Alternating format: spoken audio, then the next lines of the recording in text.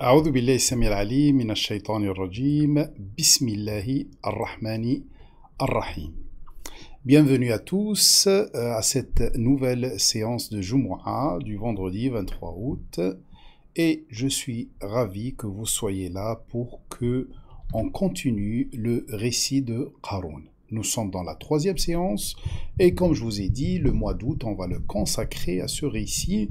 Et on a plein de choses à apprendre ensemble par rapport aux récits, puisque c'est les récits du Coran qui nous orientent vers la vérité, vers la compréhension de choses essentielles de notre vie individuelle ou collective. Commençons par un rappel.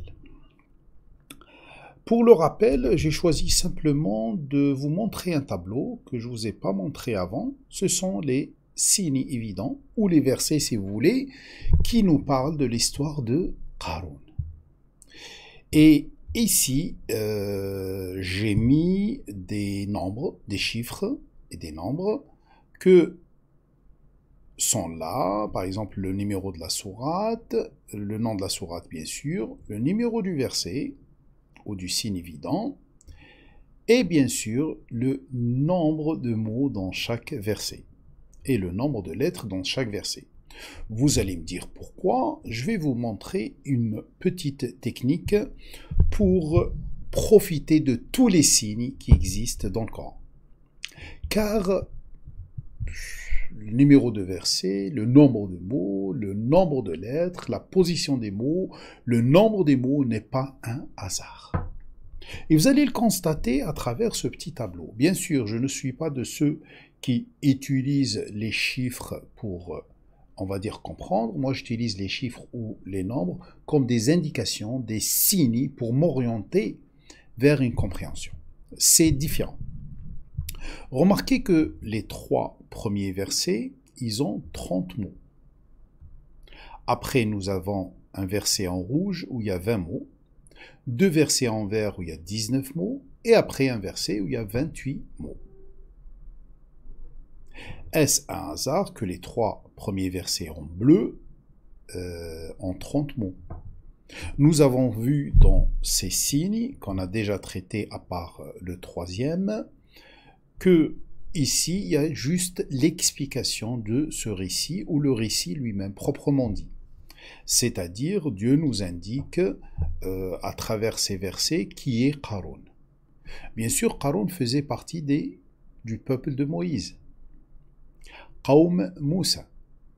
Ça indique autre chose que ce peuple qui cherche sa liberté, bien sûr, à travers Moussa, cet appel de vérité, cet appel de liberté qu'il appelle à se libérer de Pharaon, ce sont eux qui ont soutenu Qarun jusqu'à qu'il est devenu très riche. Simplement, lui, bara alayhim, c'est-à-dire qu'il a dépassé les limites et il les a plutôt utilisés pour s'enrichir et il a aidé Pharaon contre eux. Et bien sûr, son peuple lui dit la tafrah, n'explose pas de joie. On a parlé de l'explosion de joie et quels sont les cas où on peut exploser de joie. Dans le verset qui suit, il y a aussi 30 mots. C'est une indication très très très importante par rapport à l'utilisation des biens qu'on a et la richesse qu'on a. La richesse en elle-même, c'est une qualité, c'est une valeur. Simplement, elle reste toujours un outil pour arriver à une finalité. Et dans le troisième verset, Qarun commet une erreur énorme. Il s'attribue cette richesse ou il s'attribue une science qui lui a permis d'être très très très très riche. Et là, il y a le retournement de situation dans le verset 79. Quand je dis retournement de situation, c'est-à-dire il a fait une chose qui l'a amené à la disparition. C'est qu'il est sorti. Et on va expliquer cela, Inch'Allah, quand on arrive au verset, il est sorti dans le paraître, etc. On peut dire que les versets en bleu, c'est le récit proprement dit.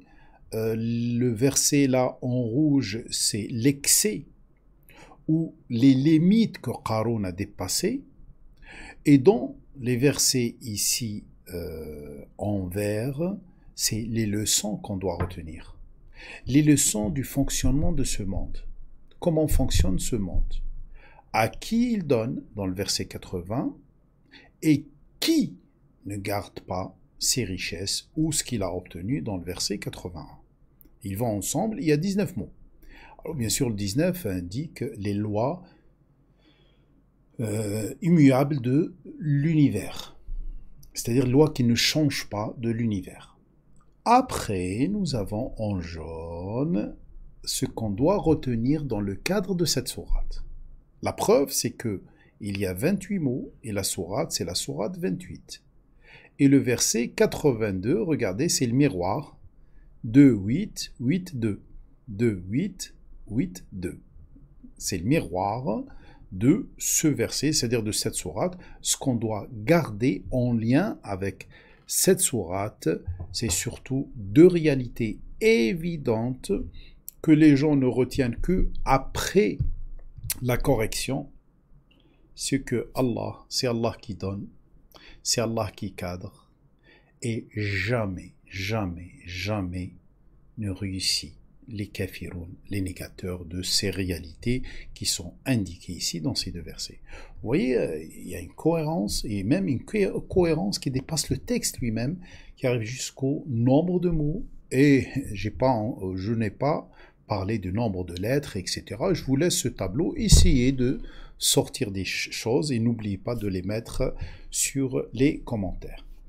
Aujourd'hui, nous allons voir le verset 78. Alors, que dit Qarun? قال إنما أوتيته على علم عندي.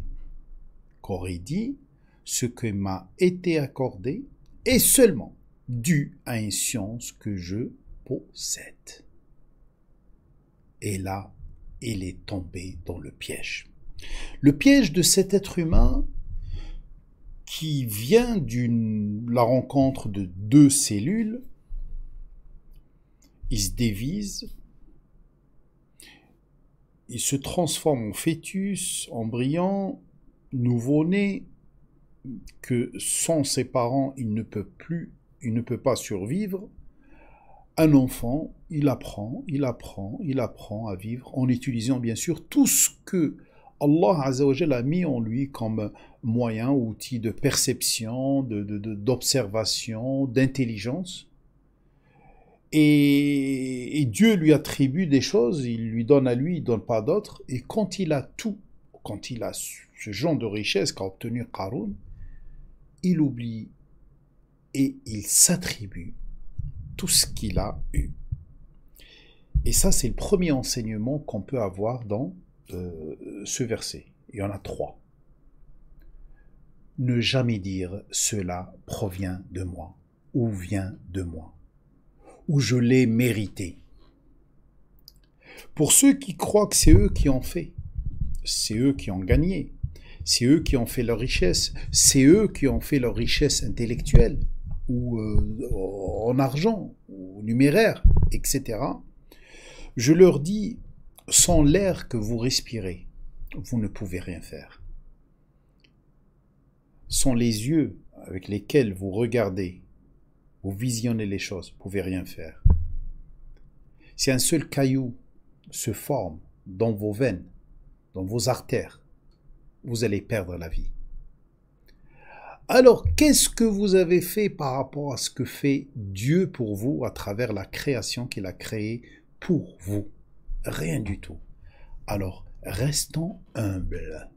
Car celui qui commence à s'attribuer les choses, Allah va le laisser à sa nouvelle divinité, qui est lui-même, son ego, qui lui dit que tu es meilleur que tout le monde.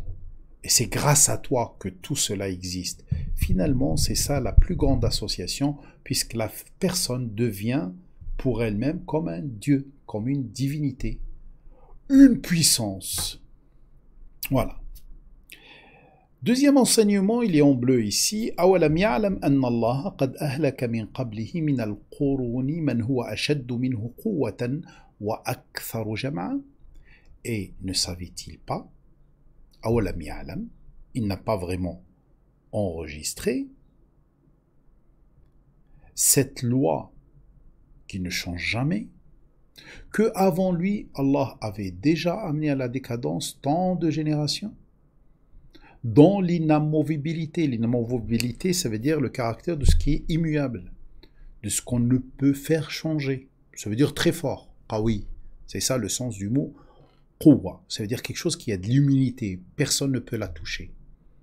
Il n'a pas vu que, avant lui, il y avait des générations qui étaient sans, que l'inamovibilité était sans commune mesure et avait encore plus de cohésion, d'union, qui sont disparus.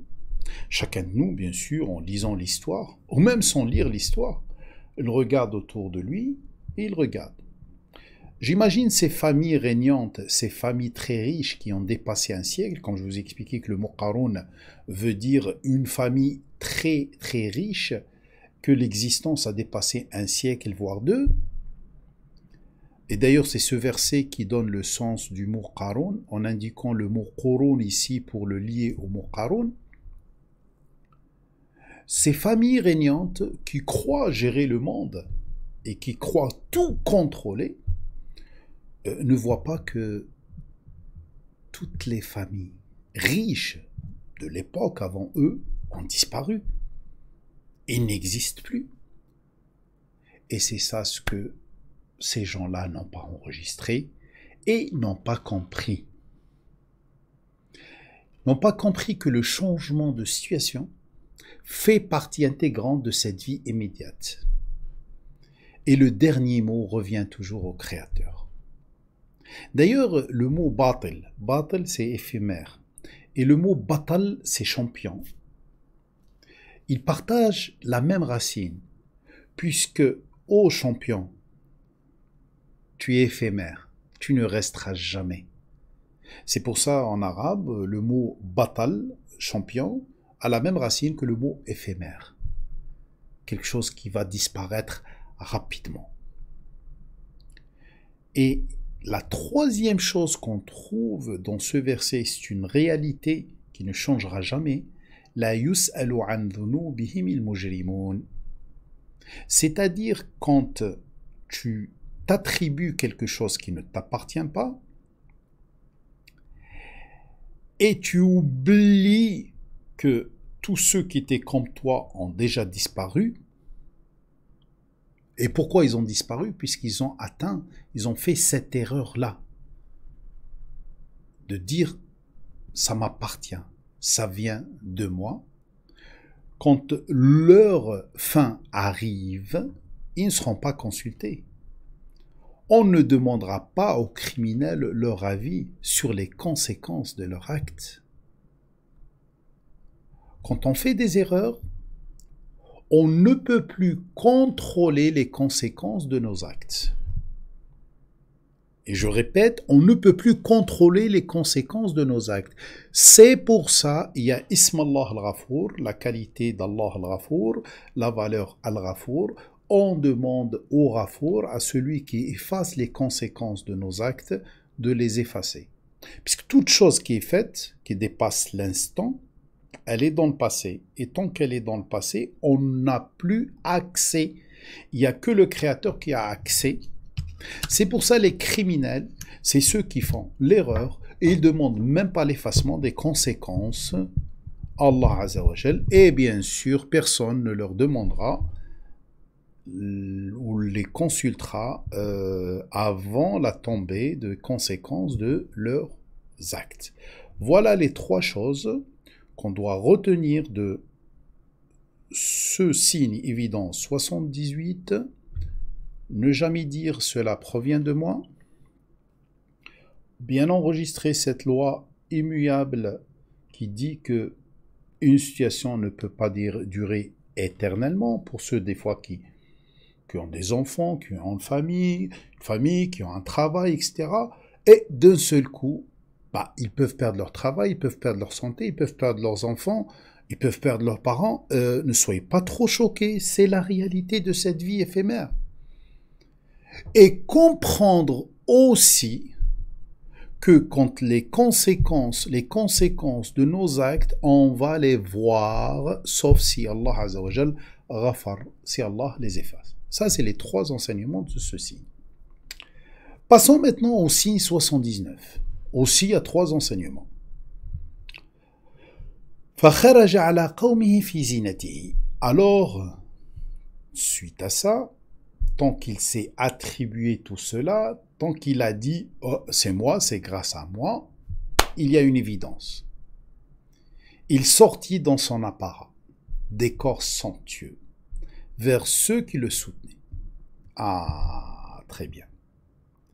Car souvent, ces dynasties de familles très riches sont discrets.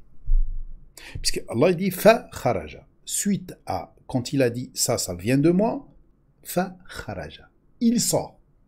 Il sort, kharaja, ça veut dire sortir d'un endroit discret, on ne me voit pas, vers un endroit où je suis apparent. Ces familles très riches sont souvent discrets, mais à un moment donné, ils ne pourront plus résister à l'envie de paraître. C'est à ce moment-là, et suite à ce moment-là, qu'ils vont disparaître.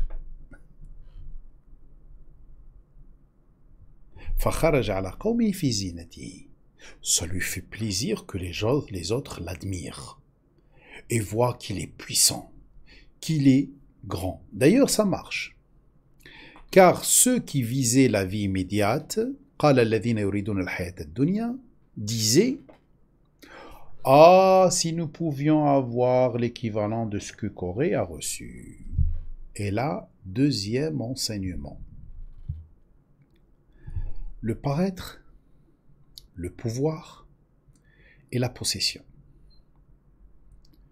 Ce sont les 3 valeurs sur lesquelles s'appuie la majorité des humains, ceux qui sont attachés à cette vie immédiate, pour donner de l'importance ou non à quelqu'un ou à quelque chose. Et bien sûr, ceux qui essayent de nous induire en erreur le comprennent très bien. Ils vont insister sur le paraître, et paraître riche, paraître quelqu'un qui détient le pouvoir, le prouver, et bien sûr nous montrer ce qu'il possède. Pourquoi? Puisque les gens simples d'esprit ont tendance toujours à donner de l'importance à celui qui a une apparence attirante, un décor somptueux, celui qui a le pouvoir, qui apparaît comme quelqu'un qui a le pouvoir, et celui bien sûr qui a beaucoup de biens. Et justement, les gens, ils commencent par admirer l'autre personne, ou cette personne-là, ou cette famille-là, dans le cas de Qarun, en disant « Oh là là là là là là, si nous avions eu ce qu'il a eu ». Ça, c'est la première réaction. La deuxième, et après ils disent « Innahu ladhu hadhin azim », une certitude, un hasard sans commune mesure l'a distingué de nous. La première réaction, c'était de l'envier. Ah, c'est Javé comme lui. La deuxième réaction, c'était attribuer cela au hasard. Et là, c'est le deuxième excès que peut faire un être humain. Le premier excès l'a fait Qarun, quand il a dit « cela provient de moi ». C'est grâce à moi à 100%. Et le deuxième excès, deuxième erreur, ça vient de ces gens-là, qui attribuent ce qui arrive à Qarun ou toute cette richesse à vraiment un hasard sans commune mesure. Alors que finalement la réalité se situe ailleurs. Et on va la voir à travers les versets qui viennent. Puisque tous ces versets-là vont nous indiquer la loi de la richesse, la loi de la disparition des richesses, toutes ces informations-là sont concentrées dans ces versets. Si je me laisse aller avec ces versets-là, vous allez voir qu'on va passer ensemble des heures et des heures. Mais le plus important, c'est que on obtient où je vous transfère le plus important du rappel et je vous laisse méditer le reste. Par contre, et dans ce verset ici, 80, nous avons aussi 3 enseignements. Que disent ceux qui ont eu la science? À ceux auxquels la science avait été donnée. Utul ilm. Et qui donne la science, c'est Allah Azza wa Jal. Ceux qui ont bien enregistré la réalité de cette vie. Et ils ont une autre façon de penser. Et ils disent directement à ces gens-là qui sont autour d'eux, Wailakum, vous êtes dépassés. Attention, ne vous appuyez pas sur l'apparence. Pouvez pas savoir la réalité de cette famille régnante, cette famille très riche qui est en face d'eux et en face de vous. C'est pas sûr qu'elle est heureuse, ou ses membres sont heureux. 2, qu'elle va pas durer. Et là, ils leur disent aussi, Thawabullahi khayr. Le retour d'investissement ou le retour sur investissement auprès d'Allah est meilleur. Qarun, tout son investissement, il l'a consacré à zina, le paraître, avoir le pouvoir, posséder les choses. Il va tomber sous les lois de l'univers qui vont décréter au nom de Dieu qu'il va disparaître. Par contre, si tu veux un bon investissement, puisqu'être riche c'est quelque chose de bien, cherche le retour d'investissement sur investissement auprès d'Allah. C'est-à-dire, n'oublie jamais la nature de ce monde qu'Allah Azza wa Jalla a créé, ne le dégrade pas et reste cadré par les valeurs universelles. Thawabullahi khayr. Investis mais auprès d'Allah et ses valeurs, car le retour sur investissement est garanti. Pour qui? Et là on va le voir dans ce qui est vert, liman amana wa amila salihan. Pour celui qui est dans un processus de confiance et qui agit avec intégrité. Ça c'est les 2 premiers qui garantissent bien sûr ce retour sur investissement. Toute personne qui agit avec confiance dans un cadre de sécurité. Donc elle agit avec confiance dans un cadre de sécurité. Assure des actes intègres aux valeurs divines. Amilu salihat. Amila salihan. As-salih, c'est le contraire de fasid. As-salih, ça veut dire c'est quelque chose qui est adapté à la nature de ce que Dieu a créé, cadré par les valeurs divines. Et la 3e chose qu'on doit apprendre, c'est « Wala yulaqqaha illa sabirun ». Et cette situation n'est conférée qu'à ceux qui sont déterminés. C'est-à-dire, tu ne peux pas rester dans un processus de confiance et tu agis avec intégrité jusqu'à retour sur investissement si tu n'es pas déterminé. Car parmi les lois de cet univers, les lois immuables de Dieu, qui est Ajal, pas Al-Ajal. Ajal, ça veut dire précipitation. Al-Jal, c'est la transformation progressive des choses. Les choses se font doucement, doucement. Ça, c'est la loi de l'univers. Alors, quand tu investis dans n'importe quel domaine, ne crois pas que ça va venir rapidement. D'ailleurs, peut-être ces familles-là, à leur début, ils ont appliqué ces choses-là. C'est pour ça qu'ils sont devenus très riches. Mais leurs descendants, à un moment donné de leur vie, sont arrivés au stade où ils ont dépassé les limites et ils ont fait ce qui est interdit, c'est dire ça vient de nous, et ils ont utilisé ce qu'ils ont obtenu de leurs ancêtres, ce qu'ils ont hérité, ils l'ont utilisé pour le paraître, le pouvoir et la possession, au lieu de les utiliser selon le contexte dans lequel il vivait, puisque là c'est l'époque de Pharaon, l'époque de Moïse, pour aider ce peuple de l'ombre, fils d'Israël, pour se libérer de Pharaon, ce pouvoir basé sur la dissimulation, les lobbies, et qui a des branches de partout.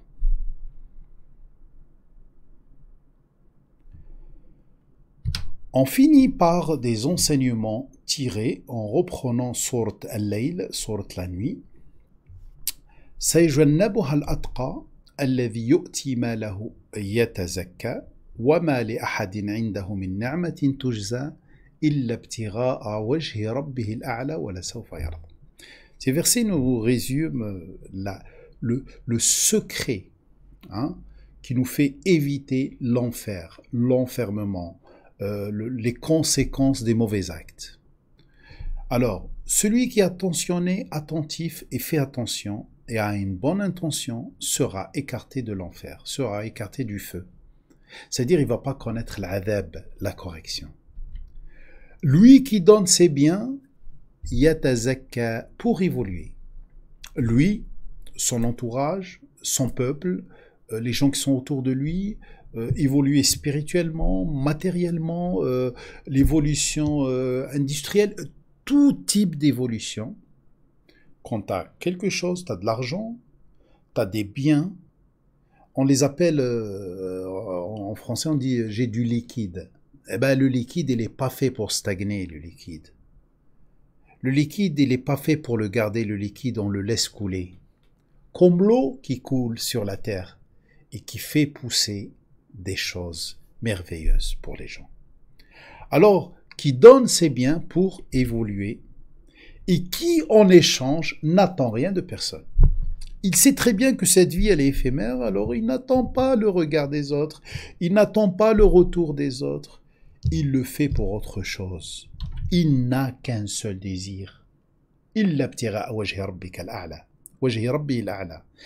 qu'un seul désir, aller dans la même direction que celle du responsable de son évolution, le sublime. Regardez Surat Al-A'la. Allah alladhi khalaqa fasawwa, celui qui a créé puis harmonisé. Alladhi qaddara fahada, il a programmé puis a guidé. Alors, l'être humain, il est là sur terre. Tout ce qu'il obtient, il doit l'utiliser dans la continuité de cette création pour faire évoluer cette création et évoluer lui-même. Le minimum, c'est de ne pas la dégrader. Alors, l'être humain doit avoir un seul désir. Nous devons, chacun de nous, et on l'oublie souvent, avoir un seul désir. Aller dans la même direction, le même sens que celle du responsable de notre évolution. C'est certain, il sera heureux. Wala sawfa yarda. Allah, il te donne une certitude. Wala sawfa yarda. Il sera heureux. Voilà le verset. Alors le secret, c'est prêter attention, s'intéresser à, faire attention à, rester attentif à. Mais à quoi? À l'intention du Créateur, au sens qu'a pris le Créateur. Et bien sûr, c'est l'akhira, la finalité. Cette vie est éphémère. Mais on doit la travailler, on doit la vivre pleinement. Être dans notre nature humaine saine. Tu aimes être riche? Oui, c'est normal, c'est ta nature humaine saine. Respecte les valeurs de la richesse. Al-Ghani. Tu vois, Allah, c'est ton modèle. C'est lui qui est le plus riche de tout cet univers. Tu le vois comment il se comporte. Il est riche, il ne garde pas les choses. Il les investit dans des bonnes choses. Il crée des belles choses. Il fait des belles choses. Il continue la création. Et c'est ça ce qui est demandé à quelqu'un qui est riche. Il le fait gracieusement. Il le fait pour faire évoluer ce monde. Prêtez attention à l'intention d'Allah et ses choix. S'intéresser à l'intention d'Allah et ses choix. Faire attention à l'intention d'Allah et ses choix. restez attentif à l'intention d'Allah, du Créateur, et ses choix. C'est ça le secret de taqwa, l'atqa, qui est sûr et certain, il sera heureux. Et pour cela, il faut viser la finalité, ne pas être induit en erreur par le faux brillant de cette vie. Vis pleinement cette vie. Tu veux t'amuser? Amuse-toi. Des vacances, c'est extraordinaire. Consommer, c'est ce que attend Allah de toi. Simplement, n'oublie pas que tu fais tout cela pour arriver sain et sauf à la finalité, à la suite de cette vie immédiate. Et on va encore développer cela dans les prochaines séances. Alors la prochaine séance, ou le prochain rappel, c'est le 30 août, Inch'Allah. Et on va voir le moment où Qarun va perdre tout cela. Si vous voulez, mettez pause sur ces versets, sur ces signes, et essayez de les méditer jusqu'à la prochaine fois. Si j'ai dit quelque chose qui provient de moi, si j'ai dit quelque chose qui n'est pas bon, qui n'est pas vrai, sûr et certain que ça provient de moi, alors laissez tomber tout ce que j'ai dit, à part le rappel que vous le sentez, vous sentez qu'il est arabi, qu'il vient d'Allah Azza wa Jal. N'oubliez pas de partager ce qui est bon, et bien sûr, tout ce qui est bon ne peut provenir que d'Allah Azza wa Jal. Je vous dis, Inch'Allah, à la semaine prochaine, Inch'Allah. Le 30, ça va être la dernière séance sur Qarun. Et le mois de septembre, nous reprenons, Inch'Allah, nos directs. Walhamdulillahi Rabbil Alamin.